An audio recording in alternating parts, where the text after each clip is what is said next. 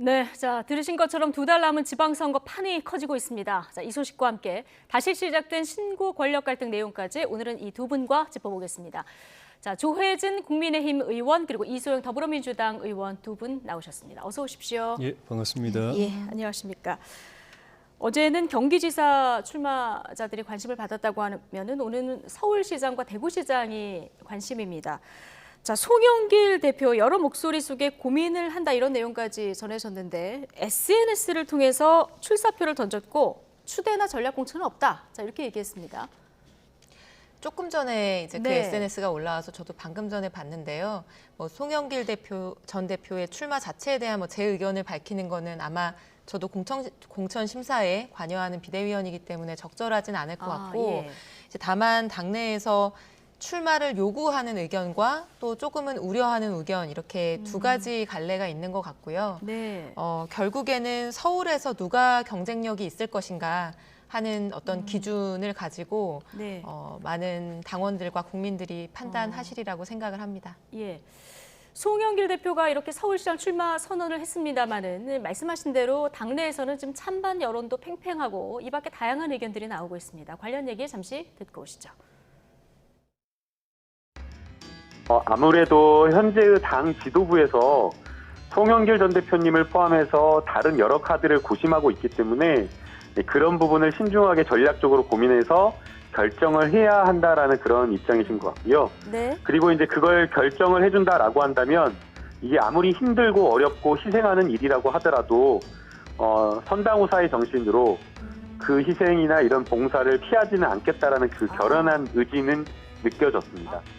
출마 선언을 대선 기간 중에 했었고요. 네. 대선을 패배했을 때 당 대표였고 예. 또 지역 연고 기반이 인천이고. 네. 근데 갑자기 서울로 오신다. 뭐 그런 것들을 감안하면은 조금 자연스럽지는 않죠. 정치란 것이 항상 이기면 좋겠습니다만은 이기는 것만큼 중요한 게 잘 지는 거거든요. 예. 예. 잘 질 자신이 있는 건지 뭐 그건 잘 모르겠습니다. 뭐 추대냐, 뭐 전략공천이냐 그런 것은 있을 수 없는 것 같고 전반적으로 송영길 전 대표가 이제 서울시장 출마에 대한 물꼬를 탔다. 그러다 보니까 경쟁력 있는 후보가 실제 좀 없는 거 아니냐 이런 여러 이제 걱정하는 목소리가 있었어요. 그런데 이제 송영길 전 대표가 기치를 들은 거예요. 그래서 이제 기치를 들어서 서울시장 선거에 대한 붐을 저는 일으킬 수 있는 계기를 만들었다. 네. 뭐 찬반 목소리에 대해서 박성준 의원 얘기까지 듣고 왔는데 자, 어쨌든 송영길 전 대표가 출마를 하면서 서울시장 흥행에는 조금 도움이 된다 이런 취지의 말씀하셨거든요. 뭐 이런 측면이 좀 있겠죠. 아무래도 그런 측면이 있을 예. 거고요. 또 송영길 전 대표 외에 이제 다른 분들이 많이 나서셔야겠죠. 네. 그리고 송영길 대표의 출마를 이제 요구했던 목소리의 이제 가장 중요한 부분이 서울시장은 이제 중량감 있는 정치인이 좀 나서야 된다라고 하는 요구가 있었던 것인데 사실 이제 그 요구는 이번에 서울 시민을 기준으로 하면은 총 7장의 투표지를 받게 되거든요. 그러니까 서울시장, 서울시의원, 서울시의원 비례, 구청장, 구의원, 구의원 비례 이렇게 쭉 네. 7장을 투표를 하게 되는데 제일 첫 장에 있는 서울시장을 어느 당 어떤 후보를 선택하는지에 따라서 사실 그 사람의 득표율이 다른 구청장 후보나 시의원, 구의원 후보한테까지도 영향을 많이 미치는 게 지금까지의 통계거든요. 네. 그런 측면에서는 이렇게 다른 후보들을 좀 많이 감싸고 이렇게 이끌고 나갈 수 있는 그런 대표급 정치인이 필요하다는 요구가 있었는데 네. 또 다른 우려들도 있기 때문에 전반적으로 이런 점들을 잘 고려해서 여러 후보들 간에 이제 경쟁이 이루어지고 선택이 이루어질 것 같습니다. 네, 물꼬를 튼면 이런 부분이 좀 긍정적으로 평가가 될 수 있는 부분이고. 네. 자, 근데 민주당 의원, 서울 지역 의원 20여 명이 어제 이제 모여서 회의를 좀 했고 반대 의견을 전달하기로 했다. 이런 보도도 이제 전해진 상황이라서요. 반대 의견도 당내에서 만만치 않은 것 같습니다. 자, 이게 자칫 계파 갈등으로 갈 우려는 없을까요?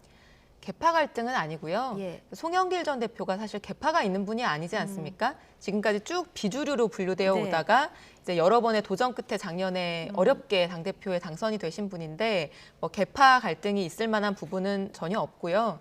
그 어제 보도된 그 서울시 지역구의 국회의원들의 우려는 요약하자면 이제 첫 번째는 뭐 한 달 전에 이제 대선 결과에 대해서 책임을 지고 물러난 지도부인데 네. 바로 선거에 나오는 것이 조금 국민들의 평가가 어떨지 우려된다라고 하는 부분 하나. 예. 그리고 송영길 전 대표가 원래 인천시장을 역임하셨기 때문에 서울보다는 인천 정치인이라고 하는 조금 이미지가 있으신데 이제 그 부분에 대해서 서울 시민들이 어떻게 이해를 해주실지 받아들여 네. 주실지 이런 부분에 대한 우려인 것 같습니다. 예. 그래서 결국에는 본선 경쟁력에 대한 얘기이기 때문에 계파 갈등하고는 전혀 관련이 없다 이렇게 보셔도 네. 무방할 것 같습니다. 일단 주소지는 송파구로 옮겨서 서울 시민이 됐다 이런 얘기는 하셨습니다. 네.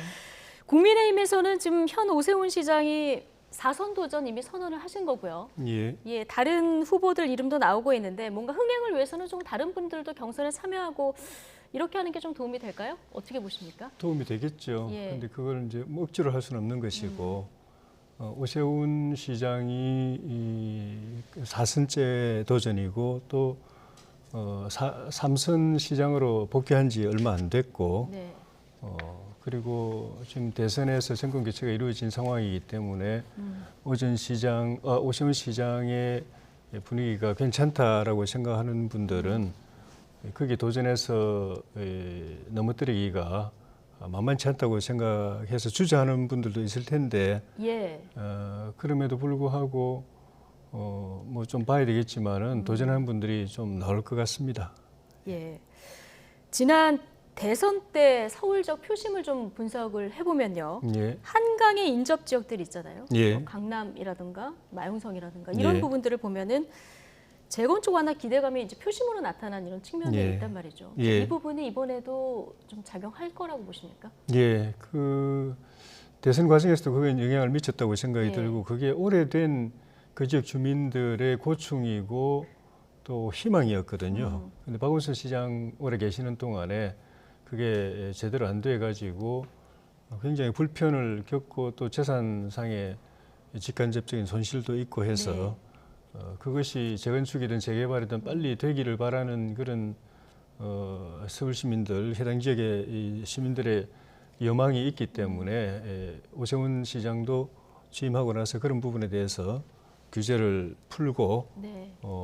빨리 재건축 재개발을 할 수 있도록 추진할 수 있도록 그렇게 지금 물꼬를 트고 있는 상황이어서 그게 누가 후보가 되든 예. 그런 정책 기조는 우리 당에는 좋은 쪽으로 작용할 것으로 생각합니다. 다만 네. 이제 그런 것들이 혹시라도 지금 인수위 기간 중에 부동산 규제 완화 이야기가 나오면서 조금 이렇게 좀 하향, 그동안 너무 고공 행진을 했던 부동산 이 시세가 좀 이제 떨어지고 있었는데 네. 이게 다시 또 반등 기미가 보이는 거는 부담이 될 것 같아요. 우리 네. 인수위도 그렇고 새 정부도 그렇고 예. 그래서 양면이 있는 것 같습니다. 그게 그런 기대가 선거에 좋은 영향을 주는 측면이 있는 반면에 새 정부의 부동산 정책에 대해서는 부담으로 작용할 수 있는 부분도 있는 것 같습니다. 아, 두 가지 측면이 다 작용할 수 있을 것 같다 이렇게 분석을 해주셨는데 이소영 의원께서는 어떻게 보고 계십니까?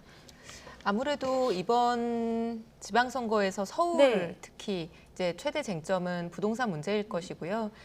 재건축 규제 완화를 포함한 다양한 쟁점들이 가장 관심을 받을 것으로 보입니다. 네. 예, 송영길 전 대표 같은 경우는 누구나 집 공공임대 위주로 주택 공급을 확대하겠다 이런 입장을 이제 보인 상황이라서요. 정확하게 표현하면 누구나 집은 공공임대라기보다는 네. 그 공공임대로 시작해서 실제 그 주택의 소유권을 취득할 수 있게끔 하는 좀 네. 새로운 설계의 분양입니다. 예, 연구는 많이 하시고 뭐 저서도 내셨죠, 송영길 대표. 저서도 냈었고 인천시장으로 이제 재임 당시에 네. 그 시범 사업도 했었고요. 작년 같은 경우에는 경기도에 이제 여러 지구들을 지정해서 추가 시범 사업도 실시하고 있는 상황입니다. 알겠습니다. 이게 민간으로 가냐 공공으로 가냐. 자, 부동산 정책 관련해서 아마 서울시장 선거에서는 이 민심이 굉장히 중요하게 작용할 것 같고요. 대구로 좀 가보겠습니다. 유영하 변호사 대표적인 이제 친박 그리고 박근혜 전 대통령을 끝까지 수행한 변호사인데 오늘 대구시장 출마를 선언하면서 후원 회장이 박 전 대통령이다 이렇게 못을 박았습니다. 예. 뭘 물어보시는 거죠, 근데? 예. 이 어느 정도 영향력이 있을까요? 박 전 대통령의 이 5년 동안의 수감 생활, 또 그 이전에 대통령 임기를 마치지 못하고 중간에 이제 내려와야 됐던 상황 포함해서 그 고통 또 시련 이런 것에 대해서 마음 아파하는 국민들이 상당히 많이 있고 또 우리 지지자들 중에 또 많이 있고 또 대구 경북 쪽에 특별히 또 많이 계시고 예. 그런 것들이 배경이 되어서 유영하 변호사가 현실 정치를 한 지 오래됐는데 네. 출마를 이제 한 이후로는 현실 정치에 참여하지 않았다가 이번에 곧바로 대구 광역시장 선거에 도전하겠다는 그런 결심을 하게 된 배경이었다고 생각이 듭니다. 그리고 박 전 대통령께서도 유영하 변호사가 그동안에 본인을 위해서 정말 크게 헌신하고 희생해온 부분에 대해서 어떻게든 좀 보답을 해야 되겠다는 그런 생각이 있으실 거기 때문에 전직 대통령께서 특정 이 선거에 나가는 후보의 후원회장까지 맡는다는 것은 네. 제가 알기로 예도 없었던 것 같고 예. 쉬운 일이 아닌데 그만큼 유영하 변호사가 잘 되기를 바라는 마음에서 그런 전례를 깨고 예. 그런 결심을 하신 것 같고 그게 아무래도 영향은 주겠죠. 최종적으로 당내 경선에서 누가 될지까지는 그건 여러 가지 변수가 있으니까 장담할 수는 없겠지만은 변수가 될 수 있을 것 같습니다. 그러면 유영하 변호사가 이 경선을 통과하느냐 여부가 박근혜 전 대통령의 이 정치력 이것을 다시 시험해 볼 수 있는 시험대가 될 수 있는 이런 부분이 있는 겁니까? 박근혜 전 대통령 생각을 제가 다는 알 수는 없지만은 저런 전례가 없는 결심을 하게 된 데는 그런 부분에 대한 그런 문제에 대한 고민도 저는 하셨을 거라고 봅니다. 그냥 단순히 그냥 응원하는 수준이 아니고 후원회장까지 맡아주셨을 때는 그 후보에 대한 지지가 얼마 정도 나오고 선거 경선이나 본선 결과가 어떻게 나오느냐가 본인에 대한 지역의 민심을 가늠하는 이 기준으로 뭐 본인이 원하든 않든 간에 평가될 수 있는 것이기 때문에 그 부분까지 고민하셨을 것 같은데 네. 그게 뭐 100% 내가 밀면 유영하 변호사가 반드시 질 거라는 그 확신까지 가지고 그건 담보를 가지고 한 건 아니라고 생각이 들고 그렇지 못한 결과라도 본인이 감수하고 도리로 나를 위해서 희생하고 헌신한 이 참모에 대한 도리로서 내가 이건 해야 되겠다고 생각하고 하신 것 같아요. 네. 자, 이소영 의원님, 박근혜 전 대통령 이제 대구 달성 사저로 들어가신 이후에 이제 정치적으로 앞으로 어떤 영향력을 미칠 것인가 굉장히 이제 관심이 많았는데 대구에서의 영향력이 있을 것이고요. 전체 판세에 대한 또 영향력이 있을 것 같습니다. 어떻게 전망하고 계십니까? 저는 일단 전망을 떠나서요. 국민의힘 지도부 입장에서는 굉장히 우려나 고민이 클 것 같습니다. 왜냐하면 박근혜 전 대통령이 사법적으로는 이번에 사면을 받았다고 하더라도 정치적으로는 탄핵이 된 대통령이거든요. 그 인간적으로는 뭐 마음이 아프거나 할 수 있겠지만 사실 그 국민의힘이 탄핵의 강을 이미 건넜다라고 하면서 쇄신과 혁신을 부르짖었고 이제 그 결과가 바로 4.7 재보궐선거와 이번 대선에서의 승리가 아니겠습니까? 이제 그런 상황에서 그 유영하 변호사가 정치인 박근혜를 등에 업고 대구에서 경선을 굉장히 선전한다거나 실제 후보가 돼서 당선되는 결과가 발생하면 다시 그 탄핵의 강을 되돌아오는 결과로 보일 수 있어서 뭐 대구는 어떨지 모르겠습니다만 뭐 전국 그리고 수도권에서의 영향은 부정적일 수 있겠다는 의견입니다. 알겠습니다. 자, 판이 커지고 있는 지방선거 얘기 좀 해봤고요. 자, 임기 말 인사를 놓고 지금 다시 충돌 양상입니다. 산업은행의 대우조선해양 경영진 선임을 두고 인수위에서는 모렴치, 눈독, 그리고 또 모욕적이다. 자, 청와대에서는 이런 발언들이 또 나오고 있는 이런 상황인데 오늘 아침 발언들 잠시 듣고 오시겠습니다. 하필 문재인 대통령 동생의 동기를 하필 친정권 인사가 회장으로 있는 산업은행이 영향력을 행사해 하필 사장에 앉혔다니 그 일련의 과정은 도무지 우연으로 보기가 힘듭니다. 더욱 기가 막힌 것은 청와대의 태도입니다. 내가 눈독을 들이면 로맨스 인사권 행사이고 남이 눈독을 들이면 불륜 인사권 행사인 것입니까? 당선인과의 회동에서 새 정부 출범에 적극 협조할 것을 약속해 놓고 뒤에서는 인수위를 공개적으로 모욕 주는 행태를 보이는 청와대에 강한 유감을 표하지 않을 수가 없습니다. 문재인 정부는 이런 민간 기업에 대해서 인사에 전혀 관여한 바가 없습니다. 그런데 마치 저희가 그것을 관여한 것처럼 전제하고 의심하고 그것을 모렴치라는 극단적인 언어를 써서 사실 모욕적인 브리핑을 한 것이거든요. 두 분께서 회동을 하신 그런 좋은 분위기 속에서 서로 아주 좋은 업무 인수인계를 하기 위해 노력하는 중인데 이렇게 찬물을 끼얹는 이런 브리핑을 하셨으면 그리고 청와대가 사실이 아니라고 이렇게 말씀을 드리면 저는 정중하게 사과해야 한다고 생각합니다. 자, 하필 문재인 대통령 동생의 동기가 하필 친정권 인사가 회장으로 있는 산업은행이 영향력을 행사하는 자리에 간 점, 이런 점 때문에 인수위와 야당에서는 좀 모렴치하다 이런 비판까지 나왔거든요. 이 문제 어떻게 보고 계십니까? 그 비판과 의혹 제기가 저는 너무 과한 것 같아요. 이번 사안의 경우에는 특히요. 그 이유는 일단은 이 대우조선해양의 사장 선임 자체가 그 임추위라고 하는 좀 독립된 기구에서 지금 이루어지고 있는 것으로 알고 있고 전직 사장도 거기에서 선출을 했습니다. 예. 그리고 지금 대우조선해양의 노동조합이나 이제 사내 직원들의 뭐 어떤 발언들이 언론에서 계속 나오는 것들도 굉장히 사내에서는 긍정평가하고 있거든요.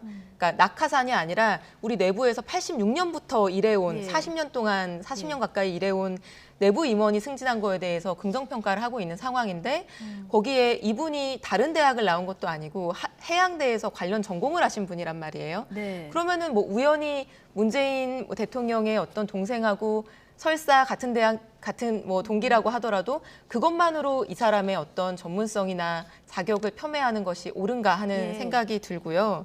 그 일반적으로 이런 얘기를 할 때는 정말 그 회사에 경영하고 무관한 사람이 낙하산으로 뭐 왔다거나 이런 경우에는 비판이 정당할 수 있는데 이분은 제가 85년생인데 86년부터 대우조선해양에서 일해왔던 분이고요. 예. 2015년 박근혜 정부 때부터 임원을 하셨던 분이고 상무, 전무, 부사장을 거쳐서 충분히 뭐 부사장 중에 사장 승진하는 거 아니겠어요? 그래서 그렇게 자연스러운 이력을 가지고 계신 분인데 이거를 그냥 그 뭐 출신 대학이나 뭐 이런 몇 마디 말만 가지고 공격하는 거는 조금 과하지 네. 않나 생각합니다.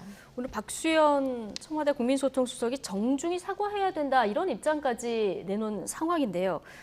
지금 말씀하셨지만 뭐 야당에서 보는 의혹의 측면이 있습니다만은 40년 동안 그곳에서 근무를 하는 상황이고요. 어디 뭐 엉뚱한 데서 날아온 분이 아니기 때문에 여당 입장에서는 또 이것이 과하다 이렇게 보는 입장이 있는 것 같습니다. 일단 청와대 브리핑이 좀 문제가 있고 좀 실망스러워요. 저는. 예, 어떤 면에서 그렇습니까? 공기업에 사실상 예. 공기업인데 그 CEO 인사를 놓고 눈독을 들인다 이런 표현을 청와대 스스로 해버렸어요. 예. 그러니까 청와대가 생각하는 그 자리라는 거는 일종의 이권이고 밥그릇이다.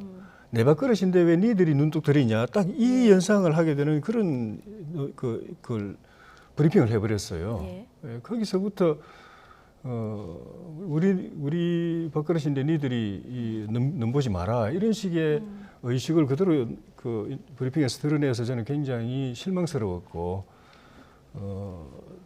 대우조선해양이 사실은 우리나라의 3대 조선해양산업 업체 중에 하나고 세계적으로도 큰 기업입니다. 그런데 지금 거의 10년째 굉장히 경영난에서 벗어나지 못하고 있고 그 사이에 공적 자금, 최종적으로 그게 이제 국민 혈세가 될 텐데 그게 7조나 들어가고 또 지난 그 몇 년 사이에 누적 적자만 5조 가까이 되고 그리고 그걸 지금 어떻게 보면은 대우조선해양이 이제 스스로 살아갈 역량이 안 되어서 국민 세금으로 그 직원들 월급 주면서 그냥 버티고 있는 거나 마찬가지입니다. 예. 그걸 벗어나기 위해서 빨리 인수합병하고 구조조정하고 그렇게 했어야 되는데 지금 뭐 누가 더 책임이 크고 적은지 모르겠지만 지금 경영진은 어쨌든 간에 그건 실패했습니다. 그래가지고 현대중공업하고 인수합병하기로 했던 것도 이후에 경정 당국의 예. 승인을 못 받아가지고 결국은 이제 무산됐고 그 무산된 책임은 경진이 저는 있다고 보고요. 이분이 저 청와대에서인가요? 저 경영 전문가라서 예. 내부 발탁을 했다는데 경영 전문가 아닙니다. 현장의 선박 제조 전문가입니다. 예. 어떻게 보면 기술이나 기능 쪽의 전문가지 경영 전문가가 아닌데 경영 전문가라고 하는 것도 저는 국민들한테 잘못 이야기하는 것이고 예.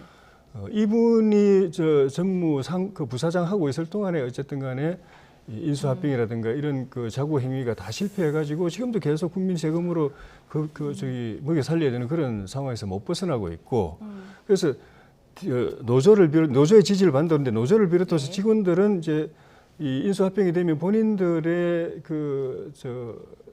위치가 위상이 고용 승계 부분이라든가 이런 부분이 굉장히 불안하기 때문에 일단은 이 상태로 그냥 가는 걸 선호합니다. 예. 그런 것들이 EU로부터 승인을 받지 못하는데도 저는 한 가지 원인으로 작용했다고 보는데 예. 그런데 그걸 대변하는 경영진이 이 난국을 타게 하는 건 저는 불가능하다고 보고 정말 진짜 경영 능력 있고 제대로 노조하고 직원들 설득해가면서 고용 안정시켜줘가면서 구조조정하고 인수합병 해가지고 다시 출발할 수 있게 만드는 경영 책임자가 빨리 왔어야 되는데 이렇게 해버리면은 이거는 앞으로 계속 대우조선해양은 국민 세금으로 먹여 살리는 구조로 계속 가야 됩니다. 네.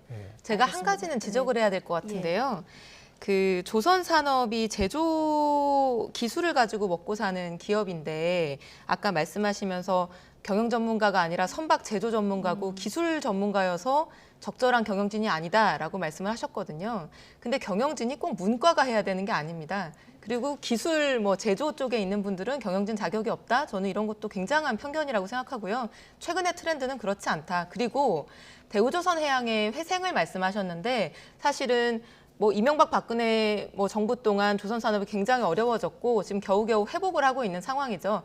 이런 상황에서 대우조선해양을 정상화시키고 회생시키기 위해서 필요한 것은 그 회사에 40년 가까이 일하고 오랫동안 경영진으로서 일하면서 애정을 가지고 있는 사람이라고 생각하고 여기에 낙하산을 내용을 모르고 애정이 없는 사람을 내리꽂는 것이야말로 그게 이제 대우조선해양에 대한 부정적인 인사가 아닌가 생각합니다. 예. 대우조선해양의 세계적 경쟁력은 인정되는 부분이 있습니다. 그런데 그건 기술 경쟁력입니다. 근데 근로자들은 열심히 일했고 땀을 일했고 근로자들의 경쟁력은 뛰어난데 기술 경쟁은 뛰어난데 위에서 경영을 잘못해가지고 이 엉망이 된 거거든요.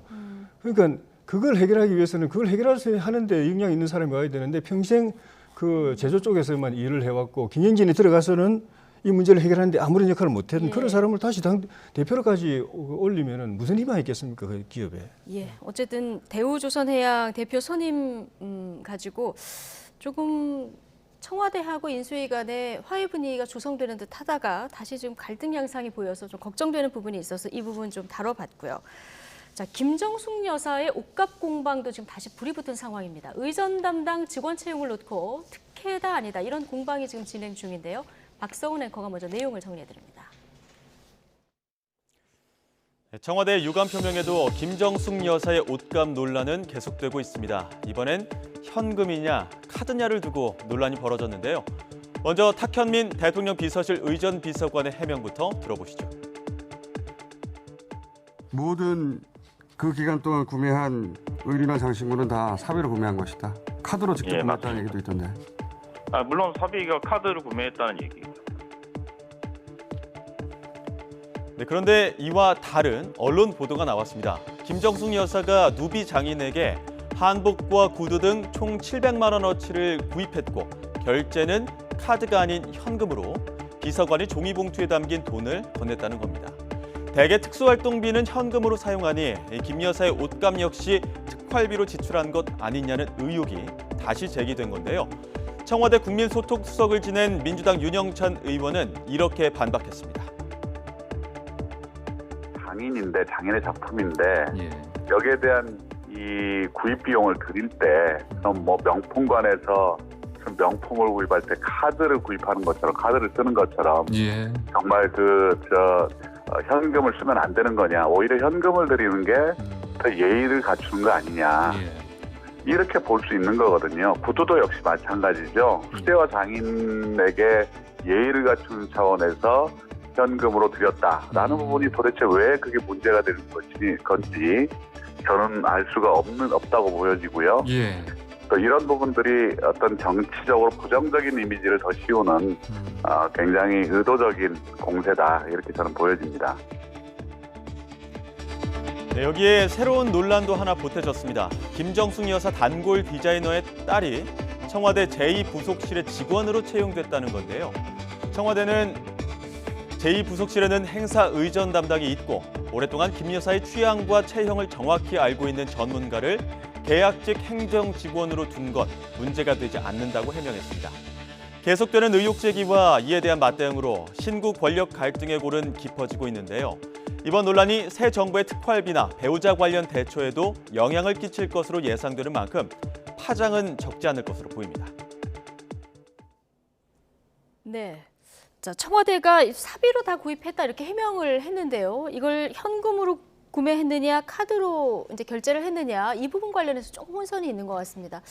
어쨌든 좀 조금 전에 윤영찬 의원이 현금을 드리는 게 더 예의를 갖추는 것이다 이런 얘기도 했는데 자 어떻게 들으셨습니까? 저는 그런 얘기를 지금 할 필요가 없는 것 같습니다. 예.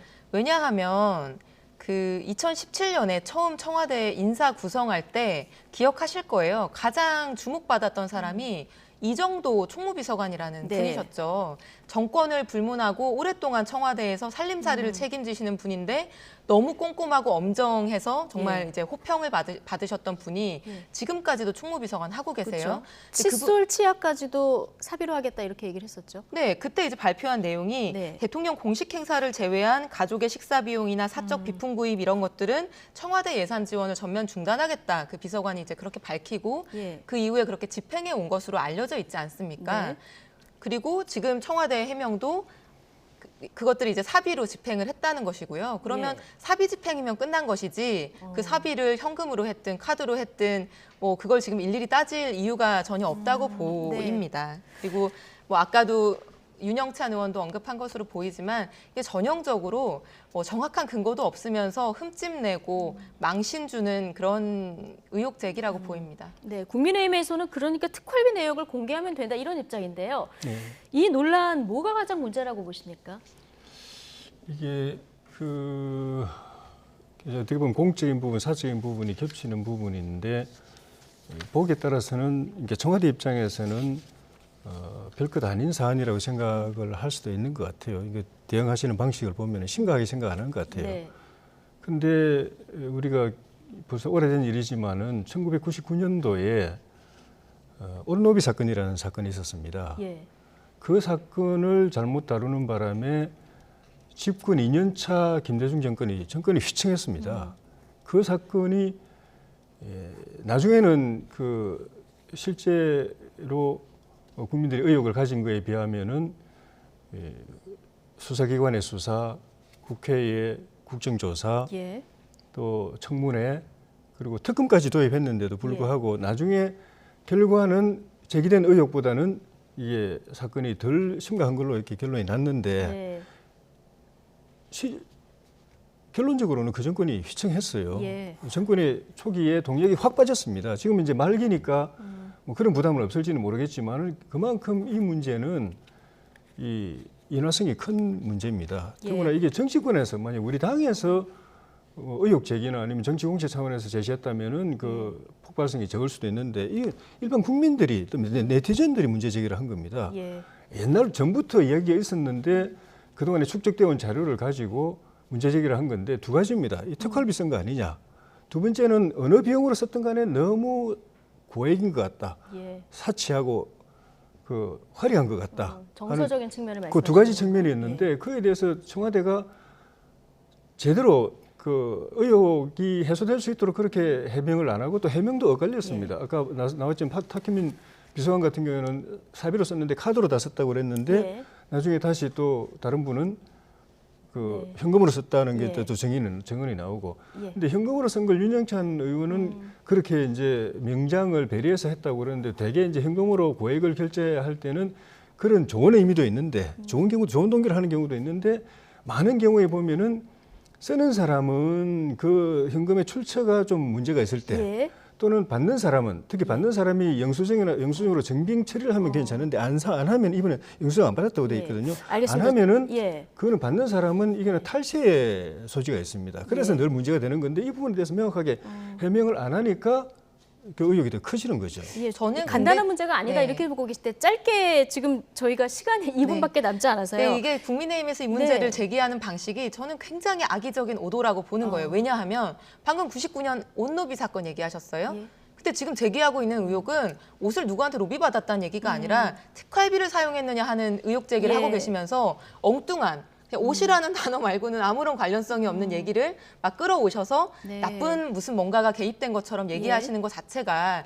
근거를 가지고 말씀하셔야 된다. 근데 지금 근거가 없다. 이렇게 말씀드립니다. 저 거기다가 지금 김정숙 여사 의전 담당에 지인 디자이너의 딸이 채용돼서 이게 특혜냐 아니냐 이 논란이 하나 더해졌거든요. 이 부분은 어떻게 보십니까? 저는 뭐 그분이 어떤 분인지 어떤 과정으로 예. 채용됐는지 정확한 사실은 모릅니다만 아마 조혜진 의원님께서도 뭐 여당을 예. 오래 하셨기 때문에 청와대 인사가 어떻게 이루어지는지 잘 아실 거예요. 모든 사람을 다 공개 공모해서 공채하지는 않습니다. 왜냐하면 대통령이나 국정 방향하고 어떤 일치하는 생각을 가진 사람을 뽑는 것도 중요하고 또 여러 가지 이런 맞춰야 되는 부분들이 많기 때문에요. 이제 그런 과정으로 충분히 이해될 수 있는 범위가 아닐까라고 추측이 되는데 예. 구체적인 사안은 좀 확인해 볼 필요도 있지 않나 예. 싶습니다. 전 정권에서도 행정관 채용 문제가 좀 불거진 적이 있었죠. 예, 매 정권마다 그런 일이 있었죠. 그래서 대통령 임기, 그러니까 본인이 정식으로 출근하기도 전에 그게 예. 그 취소되는 경우도 있고 잠시 들어갔다가 며칠 만에 나오는 경우도 있고 그렇게 많았는데 예. 저는 뭐 대통령 부인의 이 친구의 딸이라고 해서 청와대 근무하지 말라는 법 없다고 생각합니다. 그 네네. 부분은 뭐 다른 이의를 제기하면 안 되고 다만 그 절차가 공정하고 투명하면 되는 겁니다. 그 부분에 대해서 청와대가 정확하게 이걸 소명만 하면 예. 문제가 없는 것이고 그렇지 절차만 않고 뭐 문제 없다, 뭐 정상적인 절차를 거쳤다 그러고만 말하면 그 절차를 공개하면 되는 것이거든요. 예. 언제 공고를 냈고 누가 지원을 했고 그 심사를 어떻게 해서 평점이 어떻게 돼가지고 누가 됐다라는 것만 밝혀주면 되는 겁니다. 예. 그때 있었던 절차만 공개하면 되는 건데 그렇지 않고 문제가 없다고만 자꾸 이야기를 하면은 예. 의혹이 해소가 안 되죠. 예, 절차가 공정한지 안 한지 이것만 좀 공개를 하면 된다. 자, 이런 의견까지 들어봤습니다. 조혜진 국민의힘 의원, 이소영 더불어민주당 의원 오늘 두 분과 함께했습니다. 고맙습니다. 예.